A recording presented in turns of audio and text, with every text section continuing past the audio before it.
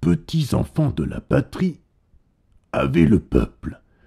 Aujourd'hui, j'ai décidé de changer totalement de sujet pour m'attaquer au débunkeur des étoiles. Effectivement, le vermisseau des étoiles, ce petit avorton, est en correspondance avec un ami qui est voisin avec le beau-fils de Nicolas Sarkozy. D'après cette recherche que j'ai menée de façon extraordinaire, on peut en conclure que le débunker des étoiles est un juif. Juif. Et je vais vous révéler... Oh non, putain. Kevin? Mais qu'est-ce que c'est que ce masque? Mais alors c'était toi depuis le début? C'est-à-dire que... Oh, tu veux une part de pizza?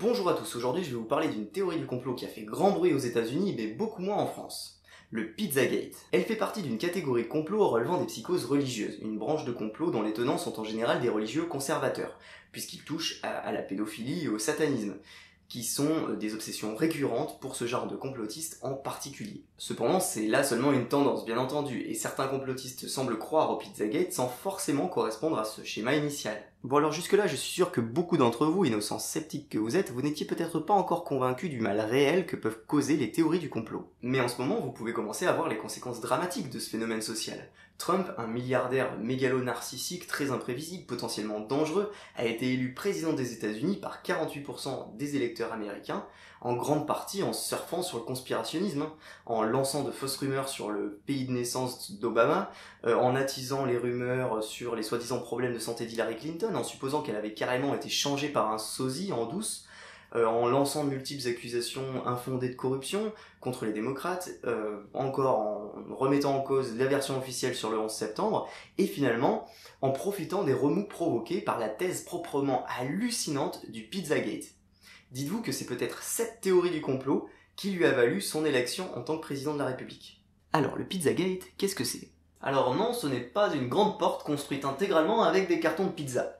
En fait, c'est une fausse rumeur, un hoax, qui prétend qu'il y a un réseau pédophile qui serait entretenu en secret par les élites démocrates dans la cave d'une pizzeria de Washington. Alors en fait, vous en avez peut-être entendu parler dans les médias il y a quelques mois, si vous suivez un peu l'actualité, parce que le 6 décembre 2016, il y a un cinglé armé d'une arme de guerre qui a fait irruption dans la dite pizzeria et qui s'est mis à tirer partout dans la salle en demandant où étaient séquestrés les enfants.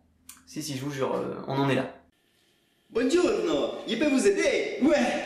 Dites-moi ce que vous avez fait des gamins dans de pédophiles démocrates. Mais puisque j'ai voulu qu'on sert que des pizzas ici. Ouais, c'est ça, je sais ce que vous faites, bande de salauds, j'ai tout vu sur internet.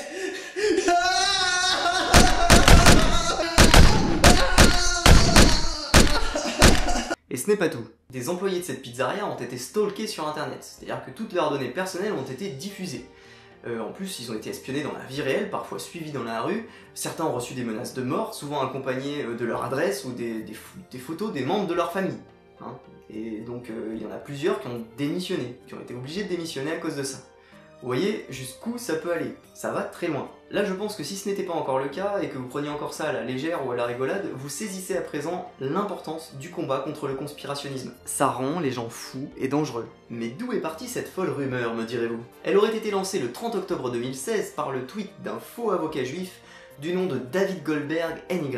Le tweet disait qu'une enquête était en cours sur un vaste réseau pédophile autour de Anthony Weiner, un ancien représentant démocrate au Congrès et ex-mari d'une conseillère à Hillary Clinton. Comme la plupart des désinformations, ça part d'un petit détail réel qui a été grossi 10 000 fois pour en faire un truc incroyable.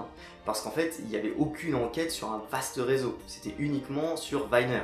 Anthony Weiner a effectivement été au cœur d'un scandale sexuel après avoir envoyé des sextos indésirables à plusieurs femmes, notamment une de 40 ans, une de 28 ans, une de 22 ans, une de 21 ans. Après, il a été poursuivi par la police américaine pour avoir parlé sur un chat à une fille de 17 ans. Et enfin, il y a la dernière affaire, c'est une fille de 15 ans qui est venue le draguer sur Facebook Lui, il s'est laissé tout de suite séduire, il a envoyé des bons gros messages bien sales sur des fantasmes un peu louches, et la fille de 15 ans a fini par balancer toute la conversation au journal le Daily Mail. Bon alors certes, aux États-Unis de toute façon c'est illégal. Ce représentant a effectivement l'air d'être un gros obsédé qui sait pas se tenir. Par contre pédophile non, hein. La pédophilie c'est l'attirance sexuelle envers les enfants. Lui il avait pas l'air d'être forcément attiré par les enfants. Il avait juste l'air de fantasmer sur toutes les filles qui passaient et qui venaient lui parler de 15 à 40 ans. J'insiste vraiment sur l'âge car dans l'affaire du Pizzagate, les présumés pédophiles, d'après les chercheurs de vérité, sont censés violer des bébés et des enfants en bas âge, ce qui n'a à mon sens rien à voir. Entre parler de sexe à une fille de 15 ans sur internet et violer un bébé, putain mais y a un pas quand même, non? Et de toute façon, quand bien même il aurait été un bon gros pédophile bien sale, il n'est que l'ex-mari de la conseillère d'Hillary Clinton. Donc ça fait pas ipso facto de tout l'entourage de Clinton un vaste réseau de pédophiles, hein, non? Dans l'affaire Dupont, l'accusé, est-il vrai que l'ex-mari de la cousine de l'oncle par alliance de votre collègue de travail est un pédophile? Ben oui, mais... Ah, vous avouez, cela prouve que vous êtes aussi un pédophile. Mais non, je vous jure, moi j'aime les cougars, monsieur le juge. Oui, c'est ça. Vous raconterez donc ça à votre collègue de cellule. Je vous condamne à 30 ans de prison. Bon mais vous allez me dire comment juste un tweet peut provoquer une rumeur aussi folle et aussi persistante que celle du Pizzagate. Eh bien en fait tout cela a été développé et entretenu par l'affaire des mails de Podesta. Vous savez ce sont les mails de la boîte mail de Podesta, un des membres de l'équipe de Clinton, qui auraient été piratés par des pirates russes pour ensuite les donner à Wikileaks qui les a ensuite publiés sur internet. Tout ça bien sûr dans le but de nuire à la campagne de Clinton. Bref, dans ces mails, en dehors des questions politiques, ça parle un petit peu de la pizzeria Comet à Washington. Parce qu'apparemment les amis de Clinton, et notamment les amis de Podesta en fait, et Podesta lui-même, adoraient manger des pizzas. Et ils connaissaient bien cette pizzeria là, et apparemment ils y allaient souvent en sortant du boulot. Donc ils ont parlé de pizza dans plein de mails. Et même de bouffe en général d'ailleurs, du fromage, des pâtes, des pizzas, des hot dogs, plein de trucs. Mais évidemment, il n'en faut pas plus pour mettre la puce à l'oreille d'un chercheur de vérité. Des hommes politiques influents qui parlent de manger des pizzas comme Monsieur Tout-le-Monde? Non. Ils ne peuvent pas juste parler de simples pizzas, c'est impossible, puisque ce sont des élites. Et on sait que les élites, ça mange pas des pizzas comme les gens normaux. Donc quand ils parlent de pizza, ils parlent forcément d'autre chose. Autre chose de plus énorme et diabolique. Les enquêteurs en herbe du net se sont alors montés le bourrichon entre eux sur les forums tels que Reddit, Vote ou 4chan, en postulant que les pizzas et autres hot dogs seraient en fait des noms de code pour le réseau pédophile. Ainsi, les croyants de cette étrange théorie imaginent que les élus démocrates qui demandent, je sais pas moi, par exemple une pizza hawaïenne, en faisant un clin d'œil à la serveuse, sont amenés illico dans la Kill Room, une salle secrète où ils peuvent violer des enfants, puis les sacrifier sur un autel lors de divers rituels sataniques. Oui, c'est quand même plus sympa qu'un pique-nique, non? Et nos fins limiers d'internet se sont amusés à décoder pour notre plus grand plaisir le langage secret et satanique des mails de Podesta. Et pour vous l'expliquer, qui de mieux placé qu'une vraie youtubeuse complotiste française? D'après leurs recherches, il se pourrait que certains mots aient un autre sens. Hot dog voudrait dire garçon, pizza, fille, cheese, petite fille, pasta, petit garçon, ice cream, prostituée mâle, walnut, personne de couleur, map, sperme, sauce, orgie, domino voudrait dire BDSM. Ah oui, elle y croit sérieusement. D'ailleurs, cette fille a aussi fait des vidéos sur la théorie du complot du 11 septembre. Et oui, il y a des filles complotistes, ça vous en bouche un coin, hein? Ça sous-entend qu'il n'y a pas de hasard et que tout a été planifié. Ah, et elle a oublié aussi un truc, c'est que selon les complotistes américains, les chicken wings qui sont vendus dans cette pizzeria ne sont en fait pas à base de poulet, mais à base de petites jambes et de petits pieds de bébé. Vous savez ceux qui sont sacrifiés là sur l'autel sataniste dans la cave secrète? Buongiorno, je peux vous aider? Oui, mes collègues et moi-même, nous voudrions une pizza mexicaine avec des petits oignons bien juteux dessus. Et avec ça, une petite blonde et une de ces délicieuses bouteilles de tisane. Ah, je vois. Celle où vous pouvez déverser votre huile d'olive dessus. Oui, mon huile dessus. Et vous me mettrez aussi un petit sachet de cette sauce bébé. Oh, c'est parfait, ça. N'oubliez pas de terminer les travaux à la fin. Nous sommes un peu en manque de chicken wings ici. Avec plaisir. Je vous donne les clés de la cave. Bon appétit. Merci bien. Et là vous allez vous dire, non, il déconne, personne peut croire à un truc pareil en 2016. Vous voulez avoir peur? J'ai fait une petite sélection de messages postés sur un forum complotiste américain le jour du lancement de la polémique, le 30 octobre 2016. Observez bien le scénario que se sont imaginés ces complotistes en l'espace de quelques heures seulement. J'ai l'air assez jeune pour manger là-bas, si je peux y entrer sans attirer les soupçons je chercherai d'autres pièces, et je vais voir si je peux acheter un enregistreur vidéo. Quels autres genres de pizzas sont ici si vous voyez ce que je veux dire, et enregistre. Perds-toi en cherchant les toilettes, et porte aussi un couteau. Prends des échantillons de viande et envoie-les à un labo pour analyser de quelle espèce cela provient, particulièrement les ailes de poulet. Demande la haïtienne spéciale, Tony Podesta t'envoie. Prends garde à laisser une note chez toi expliquant tout. Enregistre secrètement ton expédition en audio et vidéo. Cherche des trucs pédos, des pièces secrètes, etc. Les enfants sont le divertissement et la nourriture. Dis-leur que tu cherches le stand de hot dog. S'ils essaient de parler d'un vrai stand de hot dog à proximité, dis-leur que tu voulais dire un stand de hot dog où tu peux jouer au domino sur du fromage et des pâtes. Glisse-leur un billet de 5 $ et fais-leur un clin d'œil. Camoulox. Bravo, bien joué Gilles. Et oui, je vous assure que les screenshots que je viens de vous montrer sont bel et bien réels. Et il y a vraiment des gens qui pensent ce qu'il y a écrit dans ces messages. Ils ont bien entendu été allègrement relayés dans les jours qui ont suivi, par tous les médias alternatifs conspirationnistes, peu regardant de la provenance de leurs sources. Et puis en France aussi, bien entendu, où l'on retrouve sans surprise les habituels sites de désinformation du net français. Évidemment, il y a même aussi des youtubeurs qui en ont fait leur beurre dans leurs vidéos, et même chez les Français. Par exemple, les Chroniques de Rorschach, la chaîne YouTube d'un religieux extrémiste un peu cintré qui annonce la fin du monde dans presque chacune de ses vidéos. Dans les locaux de ce restaurant, de sordides pédophiles violeraient et tueraient des enfants et même des bébés, c'est ce que l'on appelle la pédophilie élitiste. Le Pizzagate serait le plus grand scandale depuis celui de Gilles Deray, et il s'inscrit dans la même veine que celui du célèbre Jimmy Savile, celle d'une pédophilie satanique qui bénéficie de la protection éhontée du pouvoir. Les Américains sont en train d'être jugés et leur sort dépend du verdict. Il s'agit là d'un jugement divin. Voici la récompense que vous allez recevoir en échange de vos services rendus. 30 000 abonnés quand même. Ça marche bien le sensationnalisme religieux-complotiste. Et dans une de ses vidéos, il explique que Trump fait en fait partie d'un groupe d'élite dissidente qui essaie de combattre les plans de conquête du monde des Illuminati, dont fait partie Clinton, bien entendu, et il postule qu'en fait le Pizzagate serait une sorte de fuite compromettante qui aurait permis de contrecarrer les plans démoniaques de Hillary Clinton et des Illuminati. Bon après, son analyse est pas super cohérente non plus. Dans une autre de ses vidéos, il postule aussi que le fils de Donald Trump serait en fait l'antéchrist qui viendra amener la fin dans le monde. Donc j'ai pas trop compris son délire. Ah, et il y a aussi Michael Anti-Debunker. Petits enfants de la patrie, avec le peuple. Qui a parlé du Pizzagate dans une de ses vidéos. Une journaliste juive ashkénaze américaine, le site du juif boutonneux, menteur et délateur, sans oublier de ne jamais montrer l'aspect de cette femme et de ses penchants satanistes. Ceci est une peinture de Kim Noble, rescapé du programme de contrôle mental Monarch. Le menu du Comet Ping Pong comporte cependant un logo qui est remarquablement similaire au logo intitulé Child Lover, utilisé dans ces cercles. Vous savez, Michael Anti-Debunker, c'est le complotiste anti-juif complètement caricatural qui a fait 3 vidéos sur moi sur YouTube là pour attaquer mes vidéos sur le 11 septembre. Et il y a pire, pour les basses raisons électorales que vous imaginez, le général Mike Flynn, futur conseiller à la sécurité nationale de Donald Trump, a contribué à propager cette rumeur sur les réseaux sociaux en laissant entendre que toute cette histoire pourrait bien être vraie finalement. Bon, maintenant je vais nuancer mon propos quand même, car figurez-vous que je suis allé personnellement sur Wikileaks pour chercher le mot pizza dans la base de données des mails de Podesta. Oui, ma vie est infiniment triste.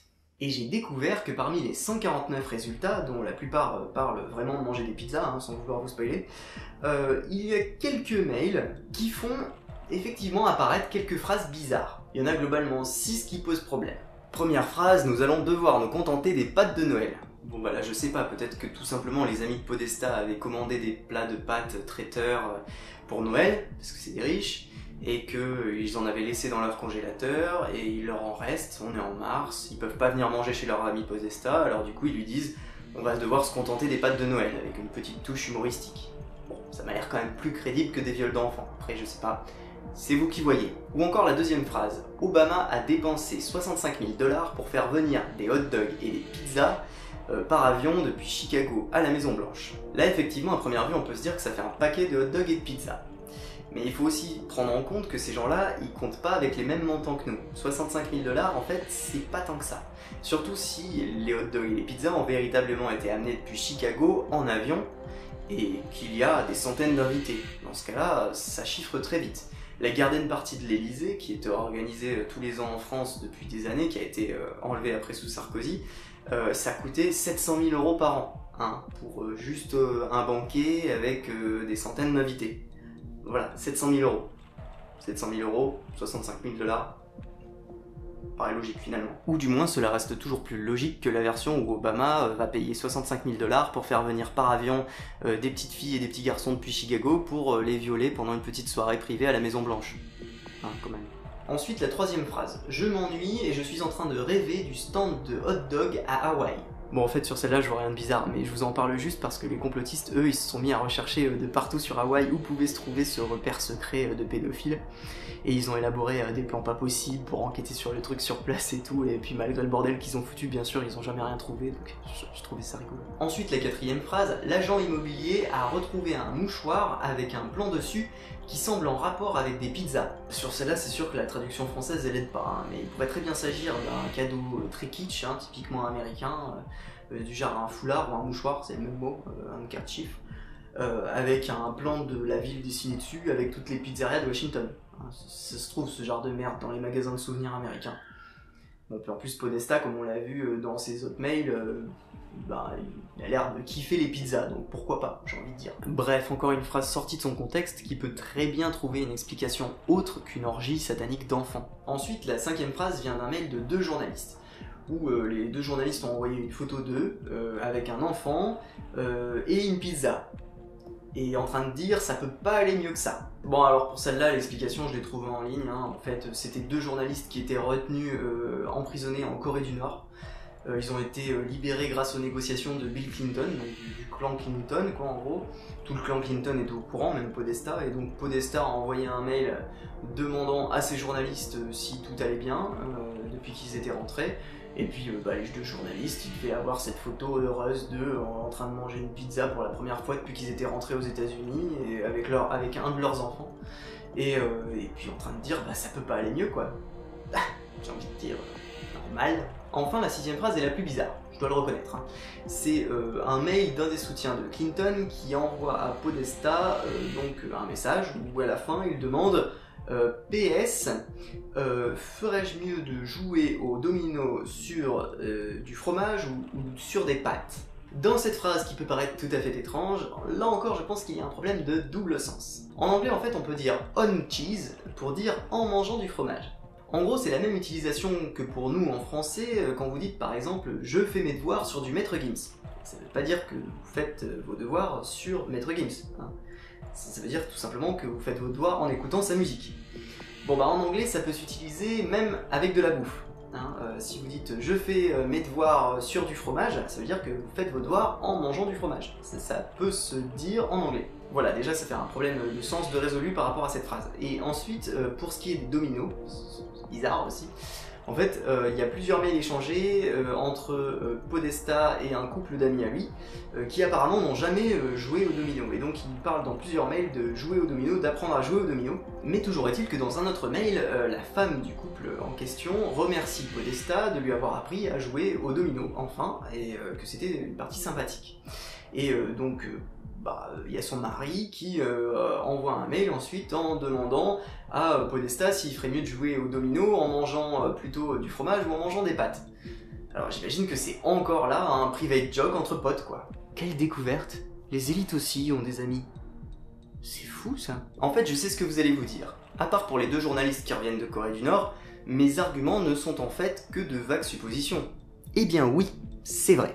Exactement pareil que les complotistes sur le sens soi-disant caché et codé de ces phrases. En tant que sceptique, lorsque vous êtes en face de 2 explications possibles, uniquement basées sur des suppositions ou sur des arguments faibles, mais dont l'une d'entre elles semble totalement invraisemblable et bien plus coûteuse que l'autre en explications complémentaires. Qu'est-ce que vous êtes censé faire? Bien évidemment, vous l'avez compris, il faut utiliser le rasoir d'Occam, éliminer la thèse la plus coûteuse et la considérer comme fausse, jusqu'à preuve du contraire. Toujours est-il qu'il a suffi de ces 6 phrases un peu louches, parmi les milliers de mails de Podesta, pour enflammer 4chan et Reddit de discussions frénétiques autour du vaste réseau satanico-pédophile du clan Clinton. Je déconne pas. Et sans surprise, ce sont des communautés qui sont massivement favorables à Trump, c'est-à-dire le camp politique adverse. Comme c'est bizarre. Les inspecteurs d'Eric du Web ont par ailleurs relevé le lien qui existerait entre Clinton et le milliardaire Jeffrey Epstein, qui lui a été condamné pour avoir engagé des prostituées mineures. Bon, à part ça, quoi de nouveau? Vous avez quelque chose? Tout comme avec Viner, il y a là une volonté de raccorder tant bien que mal Clinton à des criminels notoires, afin de la décrédibiliser par un bon petit coup de déshonneur par association. Vous savez, c'est le sophisme très utilisé en politique, comme Mélenchon adore Staline ou Marine Le Pen c'est Hitler. Alors le seul lien que j'ai trouvé entre Clinton et Epstein remonte à Bill Clinton. Apparemment il l'aurait aidé en donnant des fonds à sa fondation ou pour la campagne présidentielle. Sinon à part ça, aucune trace de Epstein dans les mails de Podesta sur Wikileaks, et rien qui puisse présager qu'il y ait vraiment un lien entre lui et Hillary Clinton. En plus, les mineurs en question dans l'affaire Epstein étaient des adolescentes d'au moins 14 ou 15 ans, il y avait aussi des jeunes femmes, donc on est encore là dans la perversion, mais pas encore vraiment dans la pédophilie pure, avec des viols et des meurtres de bébés. Notons aussi l'obsession des complotistes envers le patron de la pizzeria, James Alefantis. Il serait un horrible tortionnaire d'enfants. Son Facebook, Twitter et Instagram ont été fouillés de fond en comble pour en tirer toute image suspecte. Comprenez, toute image avec un enfant. Ces images ont tourné dans le monde entier, alors que les enfants en question étaient les enfants de certains de ses clients et amis, ce qui a posé des gros problèmes aux parents qui ont essayé en vain de faire retirer ces photos de l'internet. D'ailleurs, vous vous doutez bien que si ces enfants étaient véritablement des victimes d'un réseau criminel, certains parents les auraient reconnus et se seraient manifestés pour le signaler. Il y a aussi des photos de la soi-disant Killroom, avec les hashtags murder et Killroom, mais aussi un post qui dit que c'est l'endroit où on met les loups-garous pendant la pleine lune, ce qui laisse penser que le dialogue est plutôt humoristique, et pas vraiment au premier degré. Il plaisante justement sur l'austérité de la pièce en question. Pourquoi une telle haine et une telle suspicion envers Alefantis en particulier, me direz-vous? Sans doute parce qu'il a 3 gros défauts aux yeux des complotistes pro-Trump. Il est de gauche démocrate, il est gay et il est artiste d'art contemporain. Vous pouvez deviner aisément qu'une telle personne est aux antipodes de l'idéologie politique et sociale des croyants du Pizzagate. Notons qu'Alefantis a en plus de ça une amie artiste assez perchée, qui fait des performances étranges avec des serpents, des cornes et de la peinture rouge.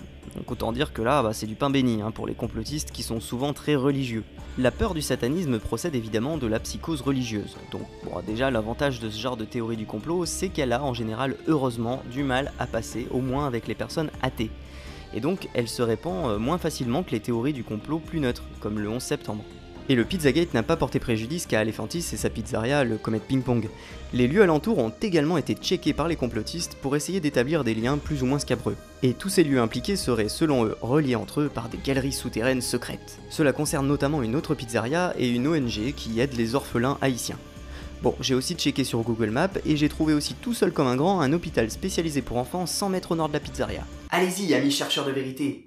Prenez votre fusil d'assaut et allez braquer cet hôpital pour enfants pour demander à ces salauds où est-ce qu'ils planquent les gosses qui sont utilisés pour les rituels sataniques. Allez-y et montrez-nous votre intelligence supérieure sur nous autres pauvres moutons qui regardons BFM TV. Non, je déconne, le faites pas. C'est illégal de braquer des gens et en plus vous allez juste passer pour des cons. Les complotistes font enfin valoir que ce serait le FBI lui-même qui aurait trouvé le langage codé utilisé par les pédophiles du Pizzagate. Alors non, c'est faux. Le FBI a simplement répertorié certains signes distinctifs chez les pédophiles et c'est ce que s'amusent à montrer les tenants du Pizzagate, en essayant de faire des recoupements foireux entre ces signes et tous les trucs possibles qui ont un rapport avec la pizzeria Comet Ping Pong qui est au centre de l'affaire. Mais si vous cherchez les mots du langage codé inventé par les complotistes sur Google, accompagnés du mot child ou pédocode, et que vous précisez une date inférieure à l'affaire du Pizzagate, vous vous apercevez qu'il n'y a aucun résultat. Il y a cependant une exception pour cheese pizza, tout attaché, qui peut signifier child porn sur le deep web. Il n'y a pas que celui-là d'ailleurs, beaucoup de mots attachés avec les initiales CP peuvent vouloir dire child porn, comme par exemple Captain Planet. Cependant, si vous cherchez cheese pizza tout attaché dans les mails de Podesta, vous ne trouvez évidemment rien. Donc ce langage codé repose uniquement sur la supposition que les mots cheese et pizza utilisés séparément ont aussi un rapport avec le monde de la pédophilie. Et maintenant, faites une expérience. Si vous avez comme moi un téléphone bien plein que vous utilisez depuis plusieurs années, alors essayez d'exporter l'historique de conversation depuis le smartphone sur votre ordinateur. Ensuite, dans l'historique de conversation, vous allez chercher les mots pizza et fromage. Et puis, vous allez compter le nombre d'occurrences. Félicitations, vous êtes officiellement un pédophile utilisant un langage codé. En bref, cette liste de langages codés ne vient pas du FBI. C'est faux. Il provient surtout de l'imagination fertile des complotistes. Comme d'habitude, l'ensemble de ce qui nous est présenté comme une preuve n'est en fait qu'une accumulation de suppositions, de coïncidences et d'arguments concordistes. Vous savez, le concordisme, c'est quand vous avez une thèse de départ et puis que vous fouillez partout pour trouver des petits détails qui collent à cette thèse de départ. Quitte éventuellement à les tordre un peu pour que ça colle mieux. Ensuite, vous avez un espèce d'agglomérat de petits détails, là, comme ça, qui collent bien, et là, vous dites fièrement « Hey, vous avez vu toutes ces coïncidences ? Cela ne peut pas être dû au hasard. » On pouvait continuer à penser que tout ce que nous avions vu était seulement le fruit du hasard. Que si la grande pyramide marquait avec précision les équinoxes, c'était le hasard. Que la grande pyramide en relation avec le nombre pi et le nombre d'or était là encore l'effet du hasard. Que si autant de sites sacrés étaient alignés sur un cercle aussi long que notre équateur, c'était le hasard. On se disait que trop de coïncidences tuaient la coïncidence. Bref, vous saisissez l'idée, quoi. La pédophilie, ça serait une sorte de manie, en fait, pour les élites progressistes du système, parce qu'ils sont très méchants, et puis qu'ils peuvent pas s'empêcher de violer des enfants et de les sacrifier à Satan. Dès qu'ils ont le temps, entre deux conspirations d'attentats ou de conquête du monde. Alors vous devez trouver ça ridicule, mais malheureusement un nombre incalculable de gens croient pour de vrai à ces trucs. Des gens à l'esprit malléable qui ont malheureusement le droit de vote. Plus le conspirationnisme sera prégnant en France, et plus de telles rumeurs émergeront chez nous également. Et d'ailleurs, je vous parie ma montre à gousset collector, que si jamais vous allez chercher sur internet Hollande pédophile ou Macron pédophile, vous allez trouver à n'y pas manquer des sites conspi un peu mystiques qui vont tenter de relier Macron ou Hollande à des pédophiles ou à des rituels sataniques divers. Et j'ai même pas vérifié avant d'écrire le script de cette vidéo. Je suis sûr que ça existe avant même de regarder. Bon, je veux quand même rappeler le plus grave selon moi dans cette affaire. Cette folle conspiration a tellement fait tourner la tête des apprentis détectives de l'internet que l'un d'entre eux a fini par venir armé d'un fusil d'assaut dans une pizzeria. Les complotistes ont beau nous présenter, nous, les débunkers, comme étant des gens dangereux ou payés par le gouvernement, ou encore les élites du système comme étant des gens dangereux, il n'empêche que moi, je suis jamais entré dans un lieu public avec un fusil d'assaut pour menacer des gens, Et je suis presque sûr qu'Hillary Clinton non plus. Et ça, je peux vous dire que ça emmerde vraiment les complotistes. Et ça les emmerde même tellement qu'à votre avis, comment ils font pour le contester? Par de la négation pure et simple, comme d'habitude. Selon eux, le type armé était en fait un faux complotiste, agent secret ou payé par le gouvernement, pour venir tirer dans la pizzeria avec un fusil d'assaut, et ainsi décrédibiliser les pauvres petits chercheurs de vérité innocents du Pizzagate. Et hop, voilà, explication foireuse trouvée, c'est bon, pas besoin de réfléchir, pas besoin de se remettre en question, on est sauvé. À ce stade, nous approchons de la fin de la vidéo, et vous devez vous dire que, au final, j'ai pas débunké grand chose. Bah, c'est dur de débunker quoi que ce soit, parce qu'il y a presque aucun élément matériel vérifiable dans cette affaire. Il n'y a qu'une accumulation de suppositions et de coïncidences réelles ou fabriquées, et la croyance indéboulonnable qu'ont les complotistes que leur version des faits est la bonne. Et c'est aussi pour ça qu'il n'y a pas d'enquête ouverte, parce qu'il n'y a rien qui puisse permettre aux policiers d'ouvrir une enquête en fait. Il n'y a aucune trace de victime, il n'y a pas de témoignage de victime, il n'y a pas d'arme du crime, il n'y a pas de photos ou de vidéos d'un crime ou d'un délit, il n'y a pas de fuite d'un quelconque participant au complot, etc., etc. Donc la seule chose que je pouvais faire dans cette vidéo, finalement, c'était vous présenter le complot, les allégations des complotistes, et puis me moquer gentiment, quoi, parce que vaut mieux en rire qu'en pleurer. Comme le site web de fact-checking Snops le dit si bien, bien que la controverse du Pizzagate reste une conspiration d'un intérêt certain, nous sommes dans l'incapacité de déterminer un aspect substantiel aux allégations, pouvant être vérifiées ou mises en lumière pour établir leur véracité. Alors que les rumeurs de pédophilie et de trafic d'enfants restent un classique des légendes urbaines, environ 90% des atteintes aux enfants aux USA sont commises par un ami ou un membre de la famille. La plupart des abus de cette nature sont commis par des membres de la famille, des amis de la famille ou d'autres adultes de confiance, et sans utiliser de gadgets codés ou de réseaux sexuels de pizzeria. Moi aussi j'espère que cette histoire n'est qu'un hoax, que les réseaux pédocriminels n'existent pas et que j'ai été bien naïve de croire le contraire. Bref, c'était l'épisode du Débunker des étoiles, merci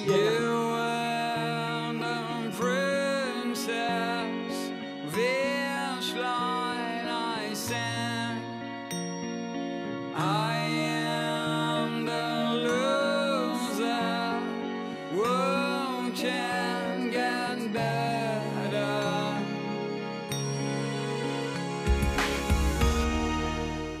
alors vous avez vu, j'ai changé de décor. Là, c'est une photo de Mars. Et puis là, c'est une figurine de Faucon Millenium. Et si j'appuie là, ça fait de la musique. Je vais couper parce que c'est tard.